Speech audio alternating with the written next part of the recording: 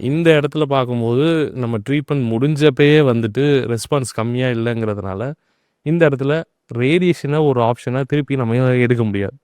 Chemotherapy, targeted therapy, immunotherapy இந்த மாரி சில மெத்தட்ஸ் ஆஃப் ட்ரீட்மெண்ட்ட வச்சு, நோய திருப்பியும் கட்டுப்படுத்துறதுக்கு வாய்ப்பு இருக்கா? அப்படிங்கிறத ட்ரை பண்ணி பார்க்கலாம். அது குறையிற பட்சத்தில, திருப்பி சர்ஜரி பண்ணலாமா? அப்படிங்கிறத பார்க்கலாம். லைக் தட் நம்ம ஒரு 1 1/2 இயர்ஸ், 2 இயர்ஸ் அத நல்லா கண்ட்ரோல் பண்ணி எடுத்துட்டு போற பட்சத்தில, திருப்பியும் உங்களுக்கு ரேடியேஷனுக்கான ஆப்ஷன் திருப்பி வரதுக்கான வாய்ப்பு இருக்கு. ரேடியேஷன், கீமோதெரபி இந்த இதெல்லாம் வந்துட்டு குடுத்து முடிக்கிறோம் அப்படின்னா, 6 to 8 வீக்ஸ் கழிச்சு ரீஅசஸ் பண்ணணும்.